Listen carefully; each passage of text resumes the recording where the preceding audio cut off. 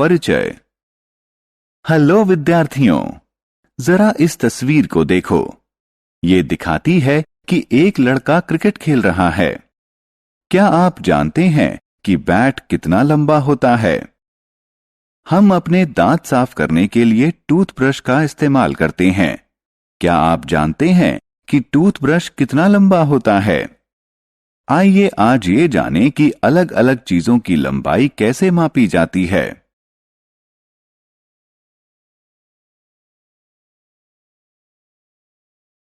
आओ सीखें।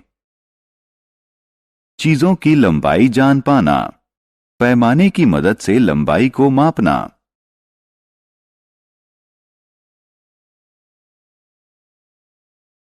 लंबाई।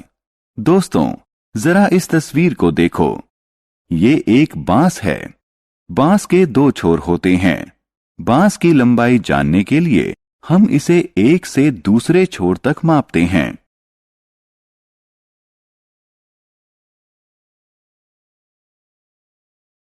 लंबाई। इस पेंसिल बॉक्स को देखो। इस पेंसिल बॉक्स की लंबाई है इसके एक से दूसरे छोर तक। जरा इस कंप्यूटर स्क्रीन को देखिए। क्या आप कंप्यूटर स्क्रीन की लंबाई का पता लगा सकते हैं? जी हां, कंप्यूटर स्क्रीन की लंबाई उसके एक से दूसरे छोर तक होती है। स्केल या पैमाना। पुराने समय में चीजों की लंबाई लोग अपने हाथ, बाजू या अपने पैरों से मापते थे, लेकिन इन तरीकों से सही लंबाई नहीं मिल पाती थी। बाद में पैमाने और मेजरिंग टेप का इस्तेमाल किया गया ताकि चीजों की सही लंबाई जानी जा सके। जरा इस तस्वीर को देखिए। ये एक रूलर है जिसे पैमाना भी कहा जाता है। इसका इस्तेमाल pencil, pencil box, eraser, photo frame और आईने जैसी छोटी चीजों की लंबाई मापने के लिए किया जाता है।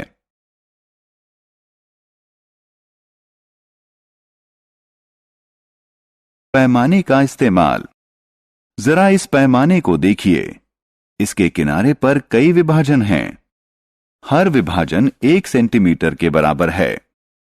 ये संख्याएं 0 से 15 तक लिखी हैं। 0 से 5 तक का मतलब है 5 सेंटीमीटर। 0 से 11 तक का मतलब है 11 सेंटीमीटर। 0 से 15 तक का मतलब है 15 सेंटीमीटर।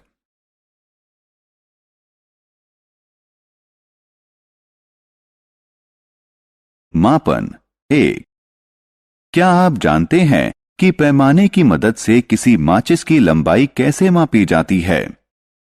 माचिस को पैमाने के नजदीक रख दीजिए और इसका एक छोर 0 पर होना चाहिए। माचिस के दूसरे छोर पर लिखी संख्या को पढ़िए। ये संख्या है 5। इसलिए माचिस 5 सेंटीमीटर लंबी है। मापन। आइए अब एक पेंसिल शार्पनर को मापते हैं। शार्पनर को एक पैमाने के नजदीक रखिए और इसका एक छोर 0 यानी 0 पर होना चाहिए।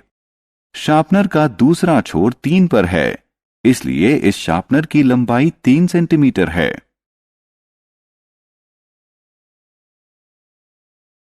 आओ खेलें। इस तस्वीर को ध्यान से देखें और सही जवाब पर क्लिक करें।